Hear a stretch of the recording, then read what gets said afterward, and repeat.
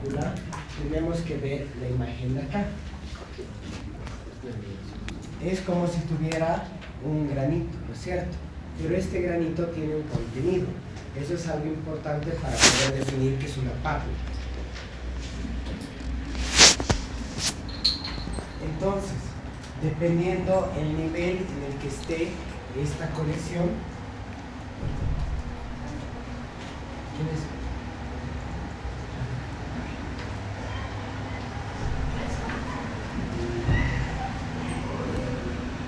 Epidermis, dermis, luego de eso vamos a hablar de lo que es dermoepidérmica y folicular. Aquí algunos ejemplos sencillos. Cuando nosotros hablamos de sífilis secundaria, hablamos de una lesión característica que son las gomas. Son lesiones duras, son como bolitas chiquititas, pero duras, no dolorosas. Un paciente que ha tenido sífilis primaria, luego hace sífilis secundaria y luego hace la terciaria, que ya tiene alteraciones neurológicas. Un ejemplo característico de las pápulas son las reacciones alérgicas. Cuando nosotros vemos granitos finitos y puede estar asociado a una mácula, en este caso, en una alergia, una mácula, ya vascular, ¿no es cierto? Vamos a ver eritema. Un eritema que hemos dicho que la lesión se describe como geográfica. ¿Por qué? Porque parece un continente, un país, ¿no es cierto? No tiene un borde bien delimitado, ni tiene un borde simétrico, es asimétrico, ¿no es cierto?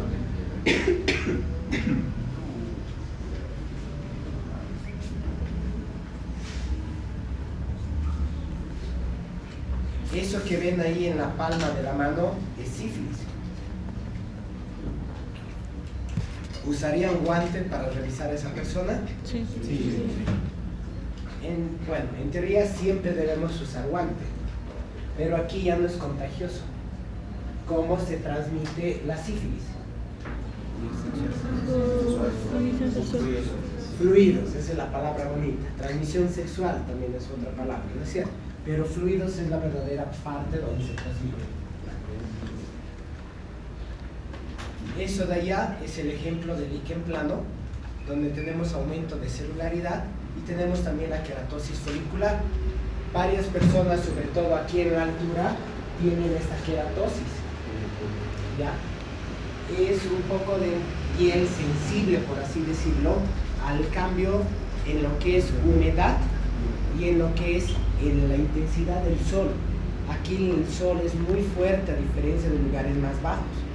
Aquí el sol quema rápidamente, el ambiente es más seco, la piel se cierra y empieza a tener estos folículos cerrados, que son los folículos donde tenemos la parte seborreica y la parte pilosa se cierra.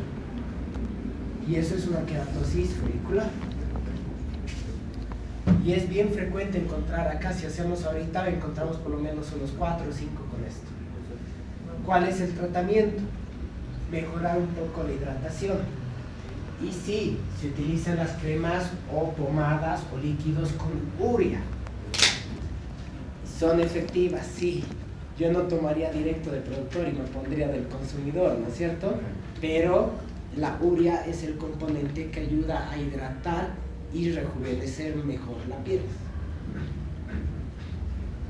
Y sí, escuché una vez que alguien se ponía todas las mañanas. Esto que vemos aquí son reacciones alérgicas. Entonces, hemos dicho máculas vasculares, muy bien, bordes irregulares, y aquí vemos lesiones sobrelevantadas que van variando por el tamaño, ¿no es cierto? En este caso son más pequeñas y hablamos de pápulas. Ahora, cuando estas lesiones sean mayor a 5 milímetros, tenemos la denominación de placa, ya es más grande. Pero la placa, debemos ver la característica de la superficie de la placa. ¿Qué estamos viendo acá?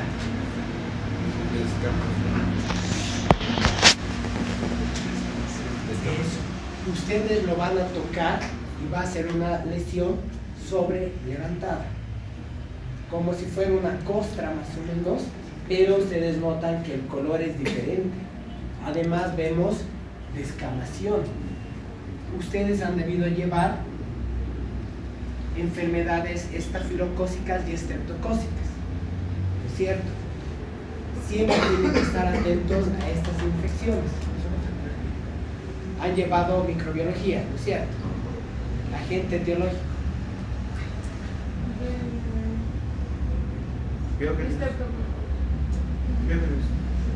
¿Qué produce el biogénesis y cuál es su nombre? ¿Qué produce el estrepto y qué enfermedades? Cuando nosotros hablamos de lesiones vegetativas, lo que les decía la sífilis primaria, vemos esto, que se denomina condiloma acuminado, lo que les decía en la anterior, ¿no es cierto? Son lesiones vegetativas, como un árbol que está saliendo, ¿no es cierto?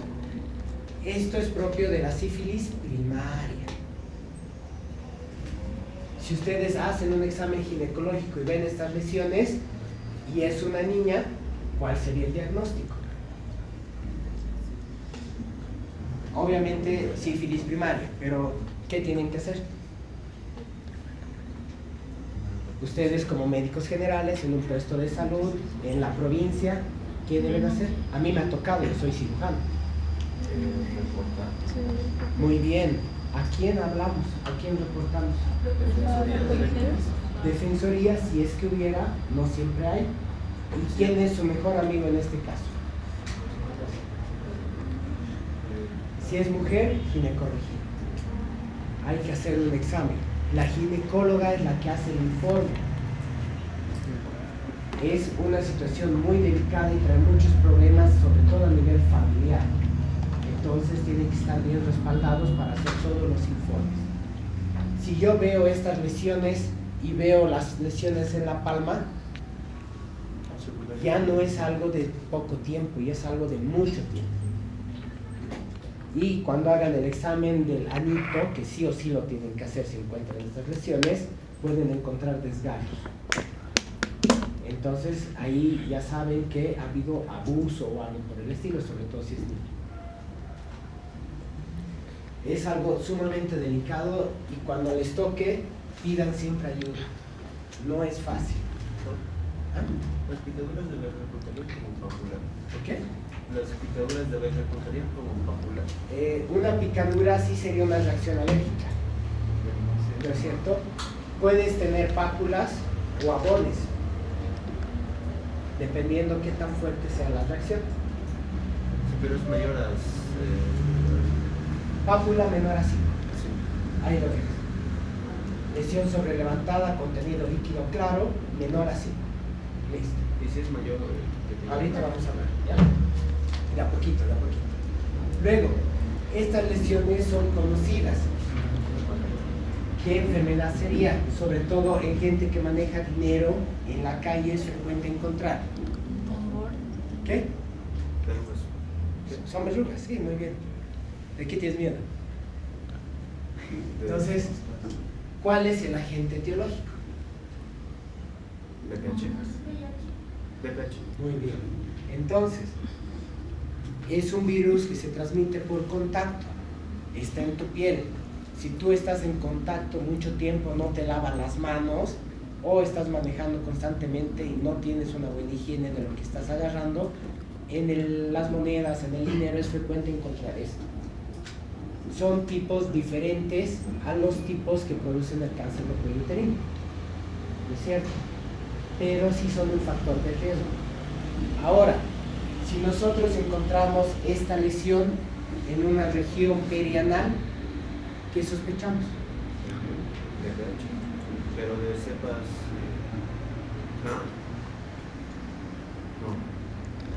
No sé. Sigue siendo la misma causa, el mismo agente etiológico, pero ¿cómo esa persona tendría esas lesiones ahí? Relaciones sexuales de Puede ser relaciones sexuales de alto riesgo o puede ser igual un abuso. Luego empezamos a hablar de los nódulos. Los nódulos son más grandes. Ahí sí empezamos a definir algo un poco más grande, ¿no es cierto? Pero a diferencia de los otros que estaba epidermis, dermis, ¿no ve? Estos ya empiezan a ser más profundos, casi llegando al tejido celular subcutáneo, ¿no es cierto? Nódulos, hablamos de lesiones sobrelevantadas un poco más grandes. Todos tóquense su cadena ganglional lateral. Los que están enfermos como yo, un poco más grandes, se debe sentir más fácil. ¿Sienten bolitas? Sí. Esas bolitas son los ganglios linfáticos.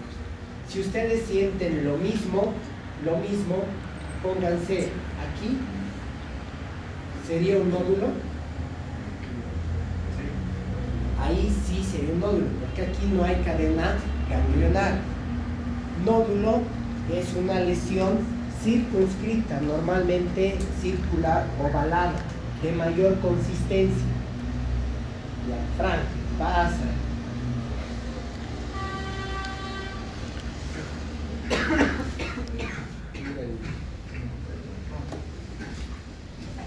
Lo que decía tu compañero, tenemos un paciente, ha sufrido varias picaduras, pero no ha hecho caso al médico cuando le ha dicho que no debe rascarse. Se ha inflamado más y vemos lesiones más grandes y más levantadas. ¿No es cierto? Estás con agüita, muy bien. ¿Qué? ¿Quién tiene este dioxímetro? Ya. Se pone barbito, muy bien.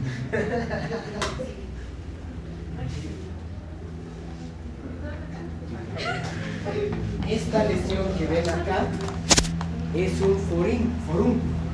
Los forúnculos son abscesos. Pasamos, pues no vas a revisar.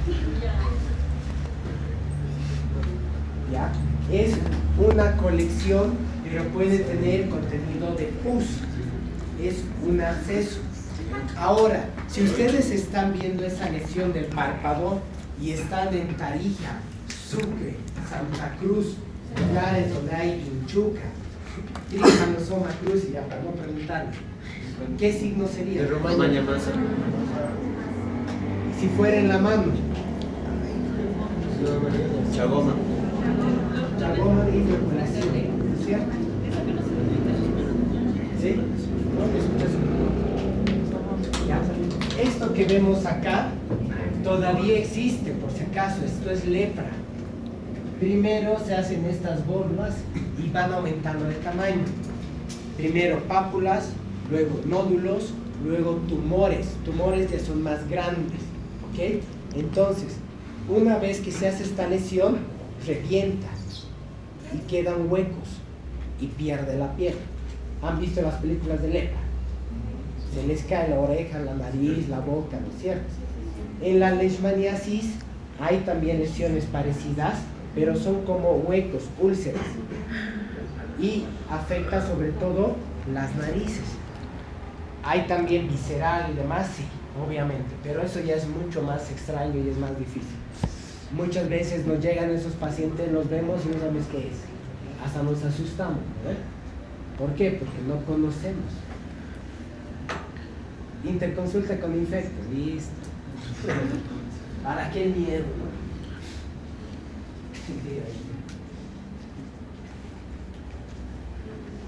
Ya, ¿cómo van los signos vitales?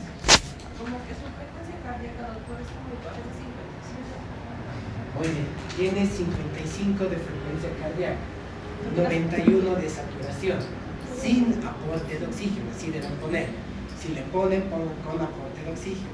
Muy bien. Luego, examinar la cadena lateral cervical. Yo lo veo grande desde aquí ya.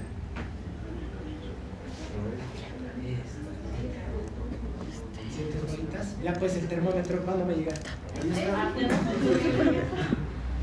Todo ahí. Sí, aquí estamos. Acá. Sí. ¿Qué tamaño tiene?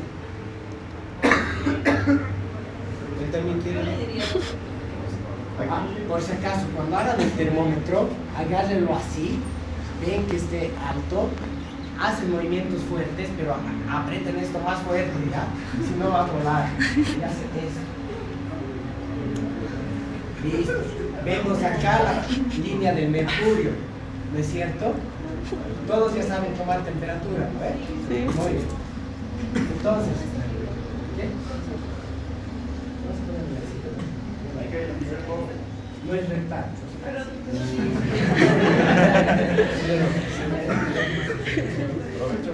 ¿Quieres buscar? ¿Qué tamaño tiene? yo le calculo de 2 centímetros, dice. 2 centímetros sería todo esto. Mucho. Le he medido. Sí. Tú en serio, siéntalo. Suavito, recto el cuello. Recto. Ahí es. Traga saliva. ¿Hay dolor? Normalmente una faringitis o faringoamigdalitis pustulosa y demás, dolor al tragar, ¿no es cierto? En el caso mío es viral. Yo no tenía tanto dolor al tragar, pero sí la ronquera. La etiología es diferente. Aquí tengo que desinflamar, nada más. Ibuprofeno, en algunos casos les meten Dexa, que recomiendo que solo usen en casos indicados, metamizol inyectado, lo que sea, eso ayuda. Cuando es bacteriana, las amígdalas grandes, aumentadas de tamaño, con secreción purulenta. ¿Tienes baja lenguas? ¿Cuánto tiempo está el termómetro? Ya llevo un minuto. ¿Segura? ¿Estás midiendo? Sí, Alejandrito me está Eso, ayudando. muy bien. Eso es trabajo en equipo.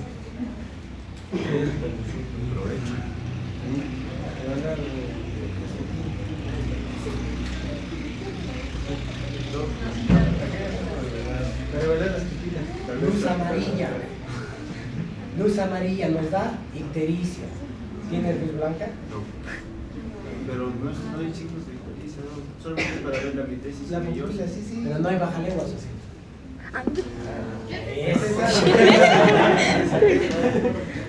Consulta más gratuita.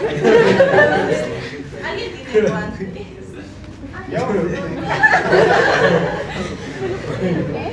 De que tú te agarrando así, no fue. Algo de baja, ¿no? Y justo lo traje de la nada, no pensaba creerlo. Exacto. Sí.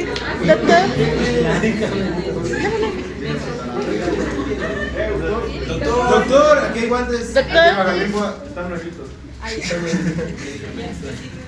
Y de la nada, Pregunta, ¿alguien debe tener penicilina?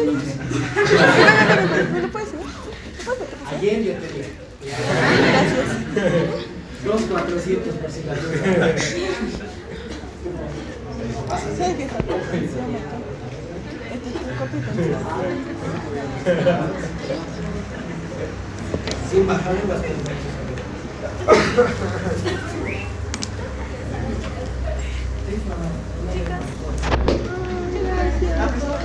Grábale. ¿Hacen señorita? No lo quiero más, vamos a ver.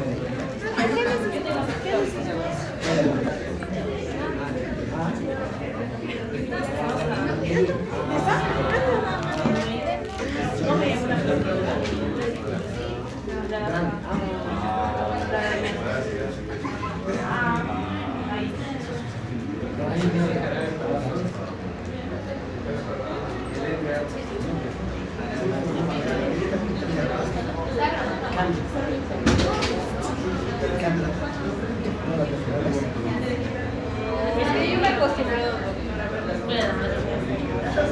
Ahí nomás. ¿Hay otra baja lengua? Ya. Primera, segunda.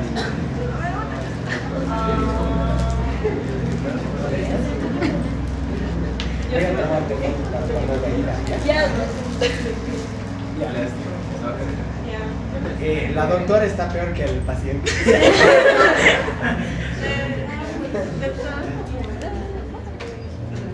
¿Estás tomando algo?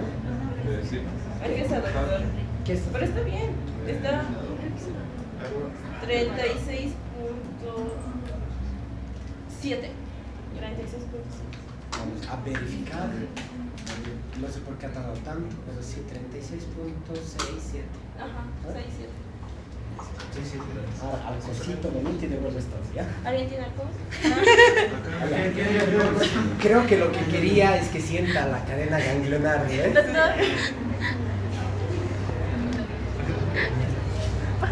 Cuando viajemos, quiero que vengan, ¿ya? Quiero cantinflora. Whisky. Dígame, hermano, yo le doy. Todo tengo.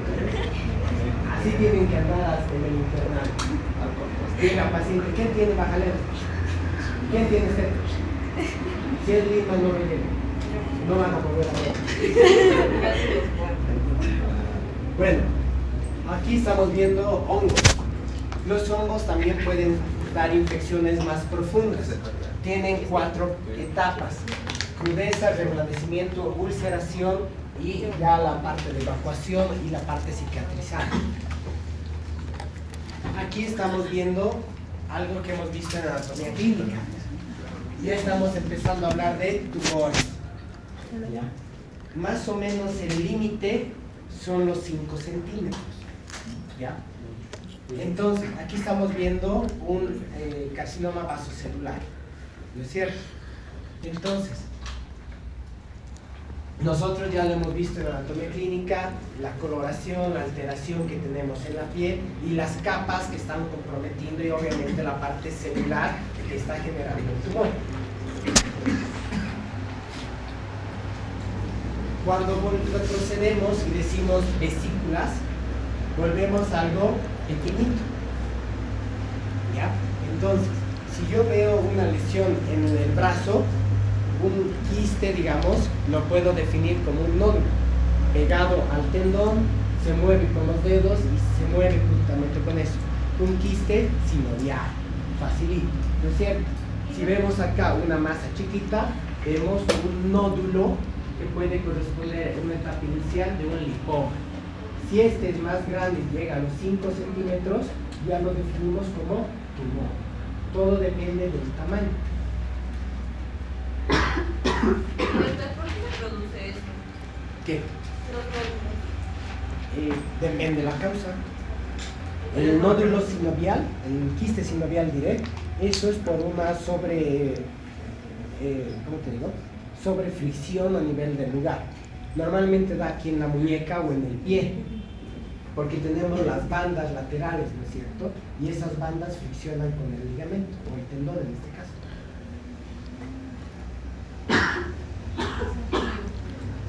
Vesículas vuelven a ser pequeñas y son más superficiales. ¿Se acuerdan del herpes zóster que les hablé?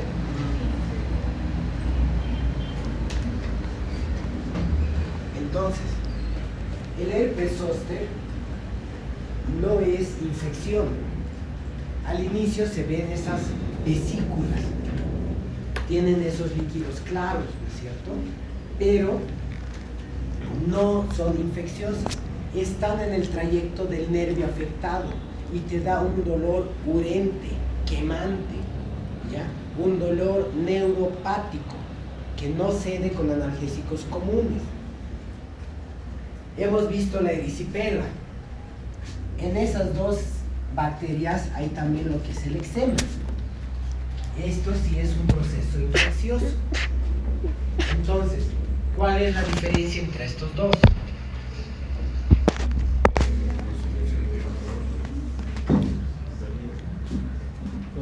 Dámales, ¿ves? ¿Qué? No, son vesículas. Obviamente el herpes zóster de vesícula luego se vuelve una costra. La costra hay que curarla con hidropovidona hasta que se caiga, ¿no es cierto? ¿Qué diferencia hay entre estos dos? ¿Qué? Uno es infeccioso, el otro. Obviamente, sí. Y la localización. ¿Lo ven? Este está en el trayecto del nervio. Este puede aparecer en cualquier lugar, sobre todo en pliegues.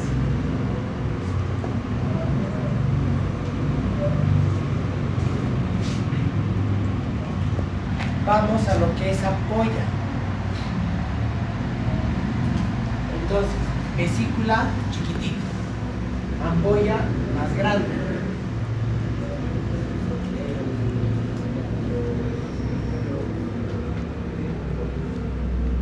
Bala, ¿eh? Aquí tiene todo. ¿Te acuerdas quién produce el impétigo?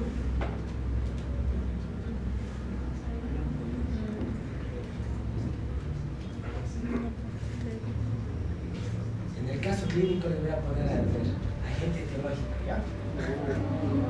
A ver, ¿cómo se produce una ampolla? ¿Quemadura? Quemadura. Bien, una quemadura produce ampollas. Cuando estamos caminando producimos ampollas. ¿Pero por qué se produce?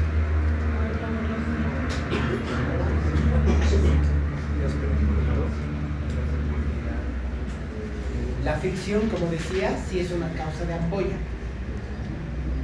Pero ¿cómo se forma? Más o menos, una idea básica. Hay una separación. Desprendimiento. Exacto. ¿De qué? Capas de la ¿De qué capas? ¿Qué? De la epidemia. Hay una separación de dos capas. La superficial de la piel, ¿cómo se llama? La que está debajito. Entonces, ¿qué pasa cuando la ampolla se revienta? Se queda liberado. Bueno, ya sé que luego, ¿qué más?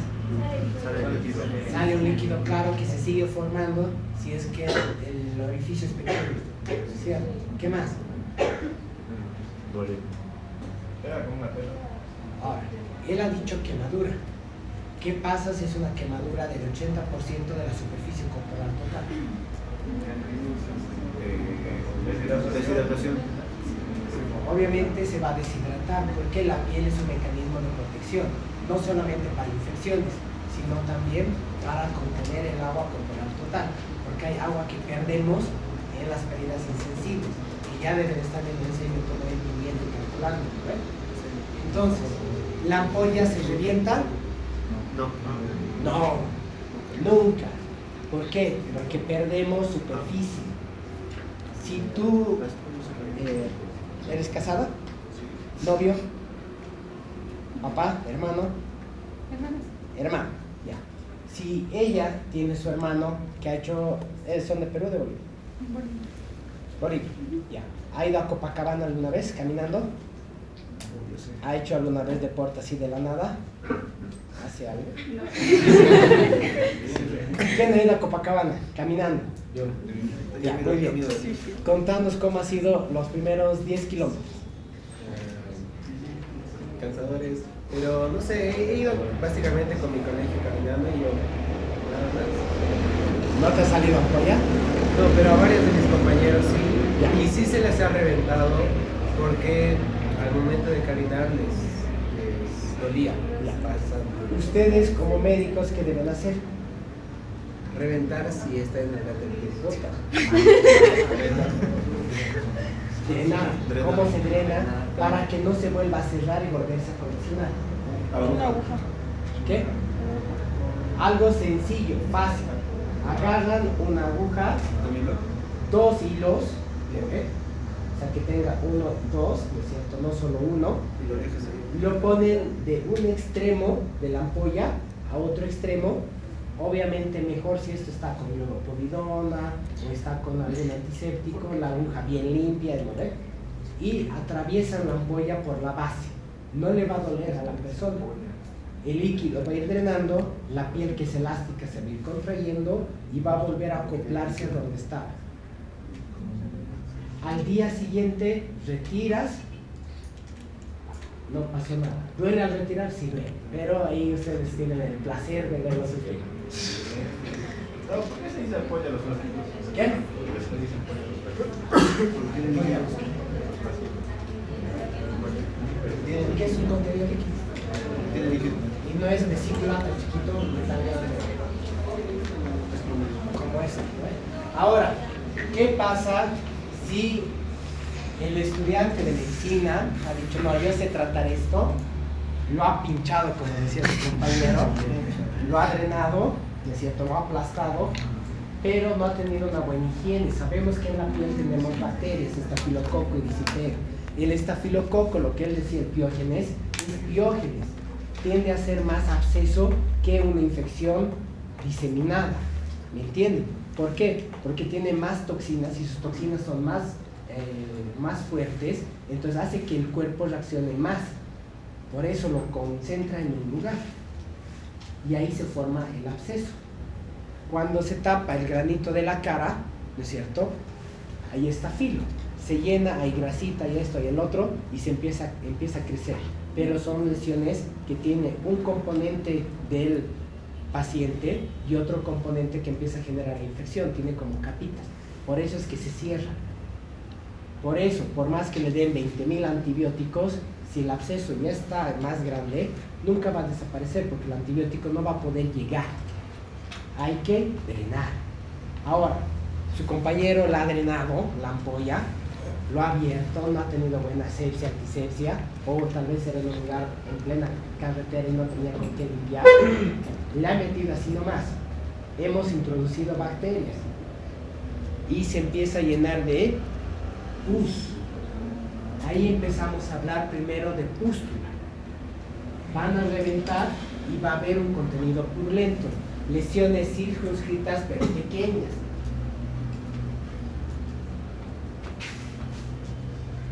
Ahora, otro tipo de lesiones son las escamas. Esto estaba en su examen. ¿Han visto? Obviamente tenemos escamas en cuero cabelludo, o por resequedad o por micosis. Es un hongo en el cuero cabelludo el que produce la caspa. Otra causa es la resequedad del ambiente que puede generar eso. Algunos utilizan algunos shampoos con mucho químico, se hacen teñir el cabello, esto que el otro. Entonces la piel del cuero cabelludo se reseca, ¿no es cierto? Y puede empezar a tener lesiones descamativas. Ahora, si hay mucho prurito, pensamos en hongo. Siempre que haya un flujo, un líquido o una lesión que escueza, piensen en hongos. Por primera vez nadie se está muriendo, ¿creo? Aquí estamos viendo un bebé. No sé si han visto alguna vez estas lesiones en los bebés. Así como la piel se empieza a descamar. ¿Qué? El cuero cabelludo. ¿De quién era? ¿De dónde? Hay algunos pacientes que cuando son pequeños tienen la piel delicada o piel atópica y luego empiezan a hacer queratosis, se empieza a engrosar y se empieza a resecar, ¿no es cierto?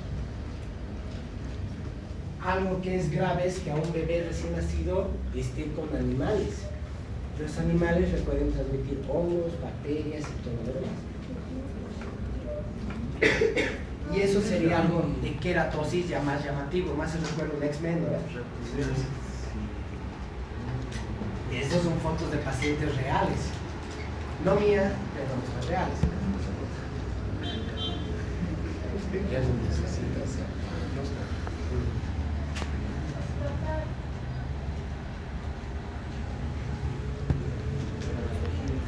¿Alguien me ha llamado?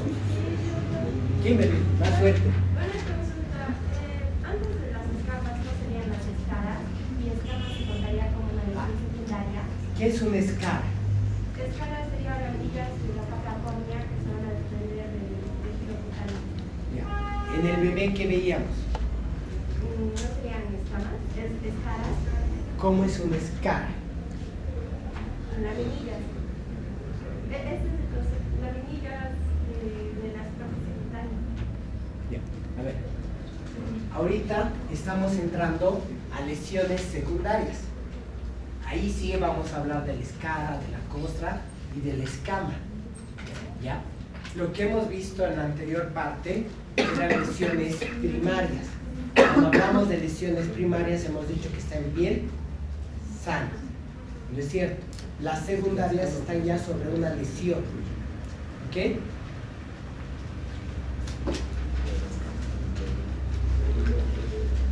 ¿Qué estamos viendo ahí ahora sí?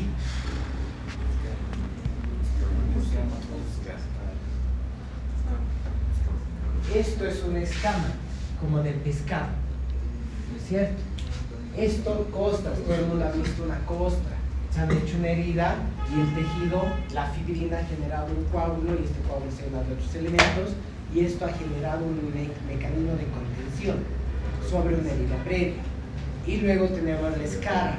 La escara viene cuando hay, por ejemplo, una úlcera por presión. Cuando tú tienes un paciente viejito o tu abuelito o abuelita en casa que no se mueve, empieza a tener una lesión de la piel porque el peso del cuerpo empieza a hacer que el hueso aplaste la piel y la va aplastando, aplastando, aplastando hasta que genera un orificio. Obviamente cuando ustedes vean al paciente van a ver la escara de este tamaño, pónganse unos 5 o 10 centímetros, pero por adentro va a ser mucho más grande. Tienen que hacer curaciones 2 o 3 veces por día, raspar todo eso. Normalmente nos duelen al inicio porque es tejido muerto. Sacar todo eso que está necrótico y hacer que la piel granule y vuelva a cerrar.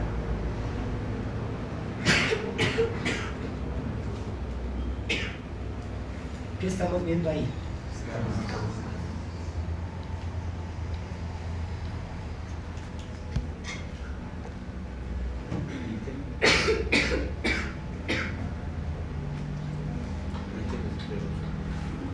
¿Qué estamos viendo acá?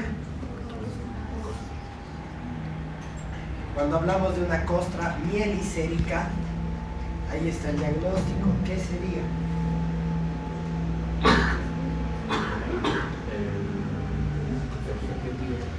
Costra mielicérica. ¿Qué bacteria es el agente etiológico de esta enfermedad?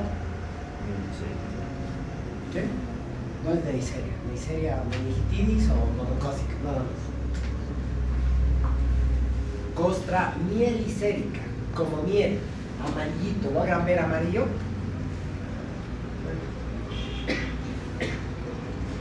Va entre esas dos bacterias gram positivas. ¿Cuál es?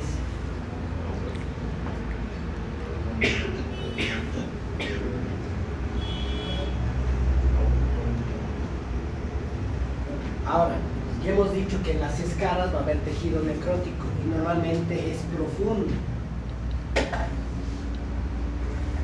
Aquí vemos fisura. El ejemplo más claro es la fisura en los labios, en la comisura de la boca, ¿no es cierto? Se da por una resequedad, se hace una herida, ¿no es cierto?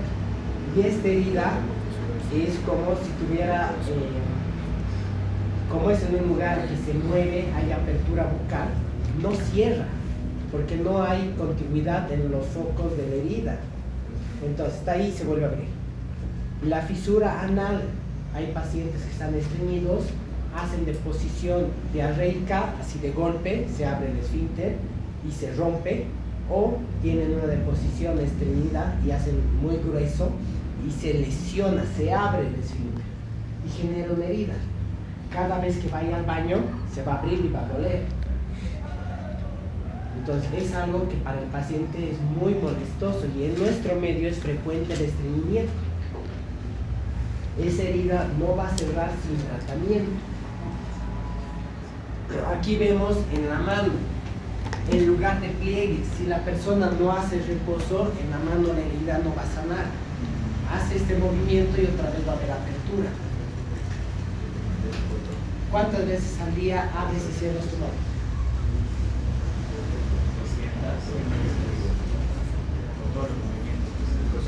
Yo creo que más, no nos damos cuenta. Si jugamos Mobile Legends, peor todavía.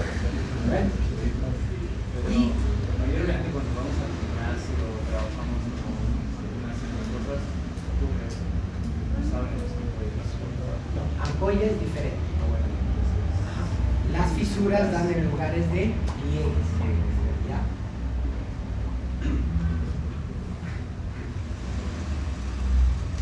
Esto que estamos viendo acá son heridas más graves, ¿no es cierto?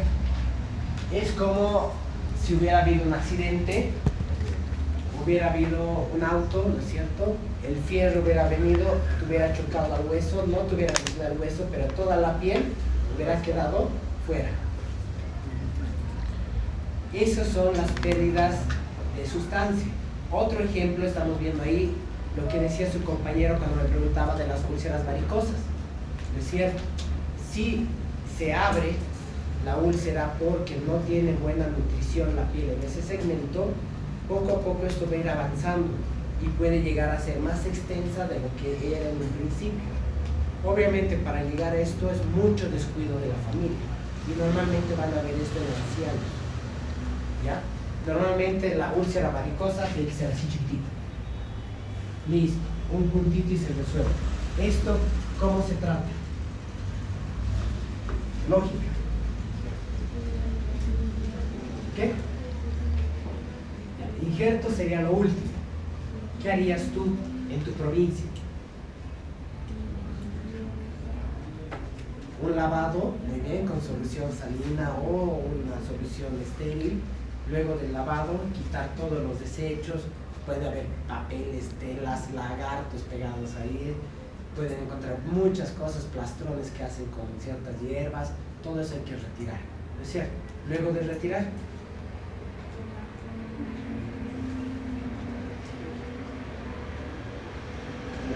si no hay dolor, pueden raspar un poquito. Si hay dolor, lo menos posible porque le generan dolor a la persona.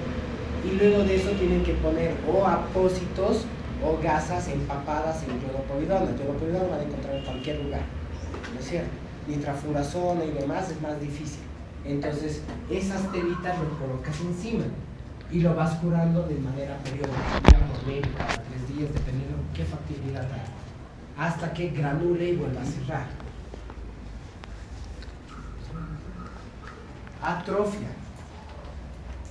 Cuando, por ejemplo, yo iba al gimnasio seguido, 3 años, era bien mastuco, entré al internado, olvídense, he bajado de 76 kilos, he bajado a menos de 60. No duermes, no comes, son días que estás ahí, en la residencia es un poco más serio, pero toda la masa corporal se pierde. Si el músculo no se ejercita, ¿qué pasa? ¿Qué? Primero flácido, ¿sí? Menos tono. Luego hay atrofia. ¿Qué entendemos por atrofia?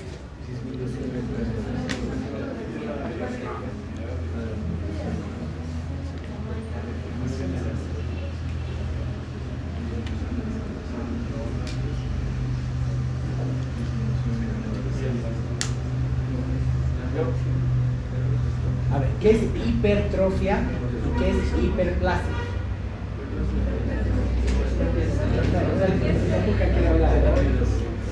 Fuerte, fuerte.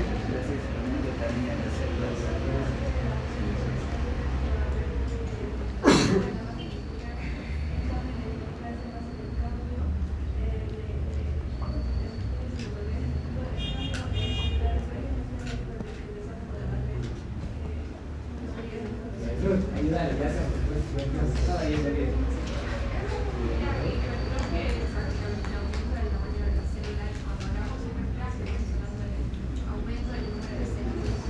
Entonces, atrofia va a ser la disminución de esto.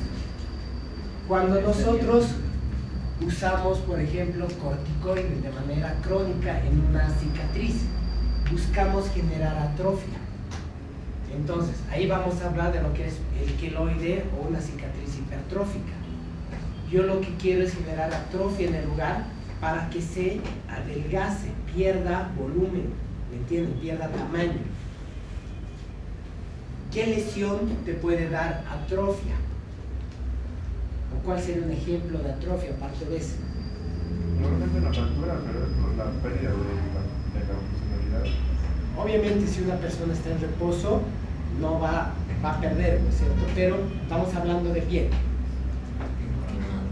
Atrofia de piel. Con una quemadura sí podría tener una secuela de atrofia, sí. Y peor todavía, una cicatriz retráctil en lugares de pliegues, ¿no es cierto? Yo tengo una amiga que de niña se ha quemado las manos y no puede mover, hasta ahí tiene la movilidad.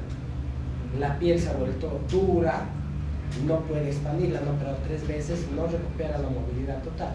Puede hacer esto, pero no puedes tener más de esto. ¿No ven? Cuando tengan niños, aléjense de las ollas calientes y las calderas, ¿no ven? ¿Es de verdad? ¿No ven? ¿Qué estamos viendo ahí? ¿Alguien ha visto un paciente con esclerodermia? Miren cómo se han deformado sus dedos. Igual pierden movilidad, son duros. Es una enfermedad autoinmune muy grave.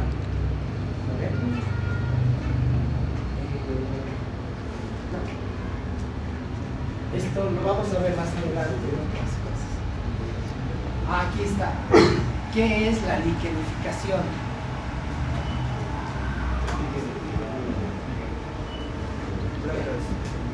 Eso, placas.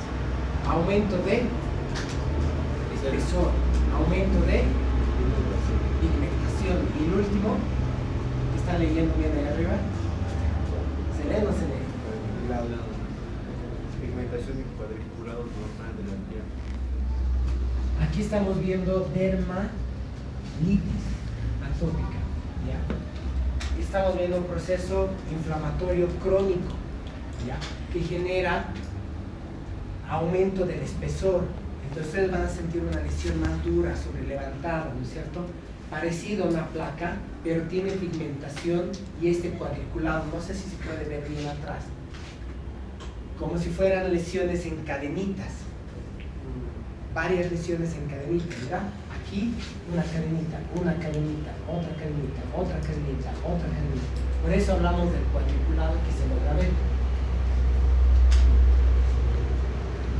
Ahora, lo que decíamos de la cicatriz. Una cicatriz es una lesión secundaria a una herida, ¿no es cierto? Se ha perdido la costra, hay tejido fibrótico y esto genera la cicatriz, ¿no es cierto? Cintia, ¿qué diferencia ves entre las dos?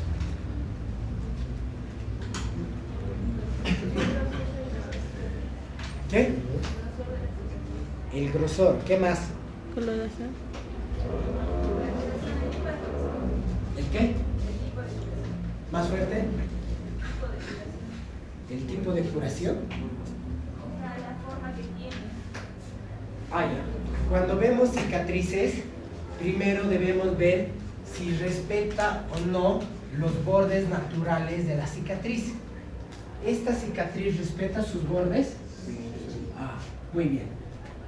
¿Esta de aquí respeta el borde?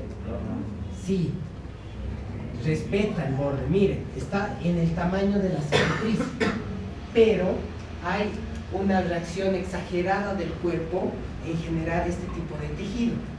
Entonces, aquí tenemos una cicatriz normal. Esta de acá sería una cicatriz hipertrófica. Hipertrófica, ¿no es cierto? ¿Por qué? Respeta, sí, pero se ha vuelto como un cordón duro, ¿no es cierto? ¿Cuándo hablamos de queloide? Cuando está engrosado y hacia afuera. O sea, una cicatriz fibrosa y tiene una elevación. Obviamente el queloide va a tener elevación igual que la hipertrófica, pero ¿cuál es la diferencia del queloide con la hipertrófica? He escuchado, no respeta. Eso, acuérdense de eso, es un bandido, no les respeta, ¿no es cierto? El queloide no respeta el borde, se expande como una telaraña, como si tuviera raíces.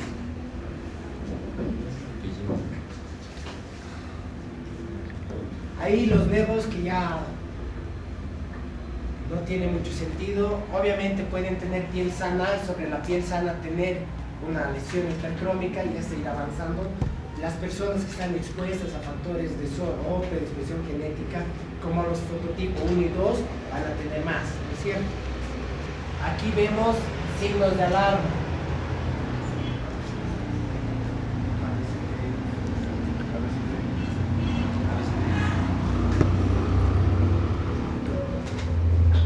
El Luis 2 no vino. Ahí está Luis 1. Pero el 2, Luis Gustavo, ¿dónde está?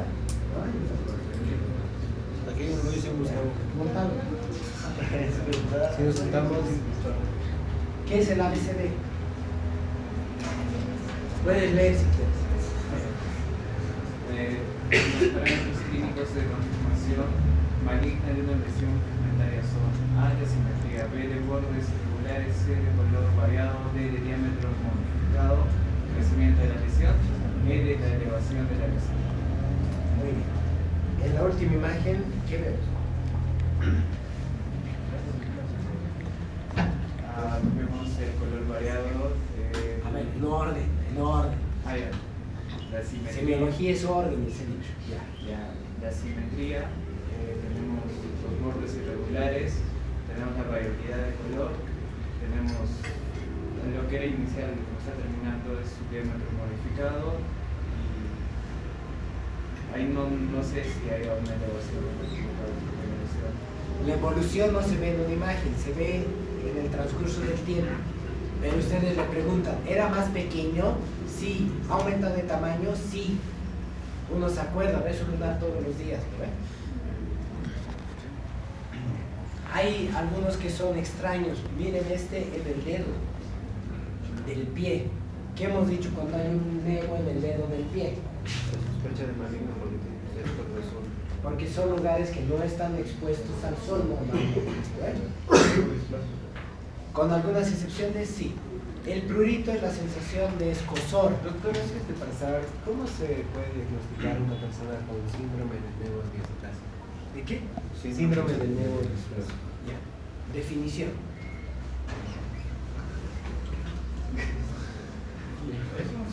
Básicamente es un síndrome que es una enfermedad autosómica dominante, la cual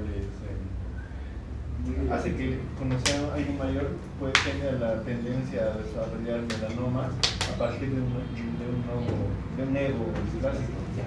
Predisposición genética para desarrollar melanomas. Sí. ¿Cómo lo diagnosticas? Si es un síndrome, tiene signos y síntomas. ¿Qué tendría tu paciente? Muchos nervios. Una persona viejita igual va a tener muchos nervios.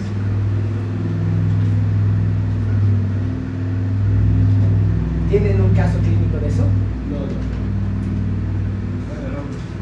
¿Qué? No tenemos, pero lo leí y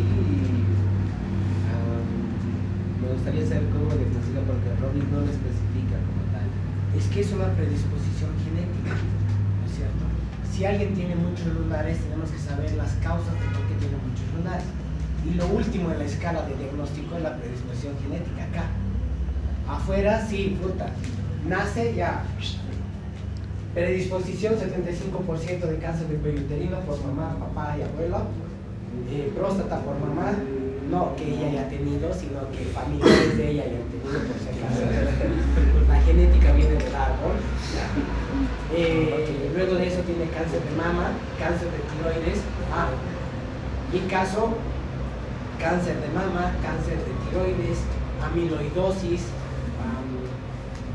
el otro era borrachito nomás. Ya. Todos han fallecido por diferentes cosas. Un abuelo más por próstata. Entonces, ¿qué carga genética me están dando a mí? Tengo predisposición de más de 70% de desarrollar cáncer en algún momento, de cualquier tipo. Entonces, aquí no se hace eso. Aquí no tenemos estudios genéticos de tal magnitud. Sí, el doctor de genética es uno de los pocos genetistas en Bolivia que hace esos estudios, pero no todo lo que se hace hay en Bolivia. Hay muchas cosas que se deben mandar a Argentina, Chile o incluso hasta España para que ahí lo procesen y nos los traigan. ¿Me entienden? Entonces la parte genética en Bolivia lamentablemente no está muy avanzada. Pero sí, en el Robbins, ¿no qué es? Harrison, ¿no? No, el Robbins no especifica. Y van a leer el Harrison, los pongo en fisiopatología, estoy seguro, en algún momento de su carrera. En el Harrison habla pura genética. Pura genética. Algo que aquí no lo podemos aplicar tanto, pero el conocer el síndrome nos sirve. ¿Cómo debemos explicar un síndrome de Klinefelter? No, básicamente. Hipogonadismo, sí, justamente. Leptorquidia, rectorquidia. Bien, todo el desarrollo sexual, primarios y secundarios. ¿Lo ven? Y si hay criptorquidia, es el dato más importante. Luego de eso, de la estatura, la contextura, ¿no es cierto? La fase. O sea, no solamente voy a ver esto, hay que ver todo. Ahora, el prurito puede ser por 20.000 causas. O sea, no voy a perder mucho tiempo, pero le da el sol, te va a escocer. Hay honguito, te va a escocer. Estás viejito, te va a escocer. O sea, le pones clorexidina, te lavas las manos, te va a escocer. Viene plata, la palma te va a escocer. ¿No ves? No, una pregunta con el prurito. ¿Por qué pasa como tal que, por ejemplo, una persona cuando le rasca luego le empieza a crecer? ¿Cómo que? Una persona, digamos, yo le rasco y yo empecé a empezar cuando le empecé a cultivar. No. O sea, Porque, o sea, si yo veo que alguien bosteza, ¿qué hago? Eso, es una cadena de respuesta, es un estímulo. Si tú ves que alguien se rasca, son respuestas, entre comillas, de cerebros normales. El humano tiende a tener muchas reacciones por imitación. Veo bostezar, a contagiar su sueño. O sea, siento sueño, porque lo he visto bostezar. Ahora, cuando ustedes vean la parte de psiquiatría en algunos pacientes sociópatas, van a ver que no se va a rascar, no va a bostezar, no va a tener esa interacción, ¿me entiendes? Pero eso ya es Rosa, ¿no? ¿Te llamas Rosa, verdad? Eso, muy bien. la Vas.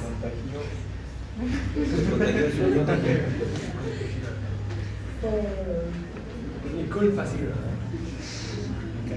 Entonces, quiero que leas rápido y fuerte todo eso. Causas. Fuerte hacia allá. Causas prurito localizado. Piel envejecida, dermatitis atópica, eczema. Dermatitis de contacto con piedra venenosa o roble venenoso. Irritantes de contacto como jabones químicos o lana. Resequedad de la piel, urticaria, roleduras y picaduras insectas. Parásitos como oxídulos, piojos del cuerpo, piojos de la cabeza, piojos del pubis. Hay una pausa. Dime un oxígeno. Han llevado parásitos, me consta. La doctora de parásito venía a las reuniones una vez al mes. No, ha venido 2 veces al mes. Ahora, generalizar. Sí, fuerte. Causas prurito generalizado. Reacciones alérgicas, infecciones de la niñez como varicela o sarampión, hepatitis. Ahí, ¿por qué la hepatitis produce prurito?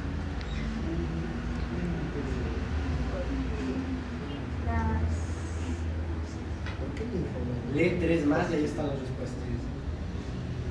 Por enfermedades hepáticas, como te dice. La ictericia con la bilirrubina. ¿Un problema renal puede dar prurito? Aparte de que no podemos detoxificar con el hígado, el riñón tampoco puede eliminar el exceso, ¿no es cierto? Cuando hay estas enfermedades hay prurito generalizado. La bilirrubina también genera prurito. Por eso está dentro del diagnóstico de un signo ictérico. ¿Qué más? Embarazo, reacciones a medicamentos y sustancias como antibióticos, penicilina. Y aquí algunas enfermedades producidas por esas bacterias, el exantema,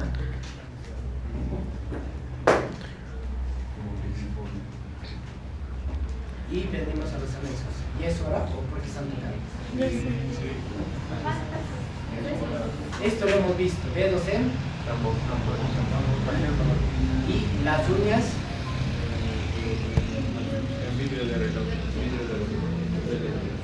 Esto.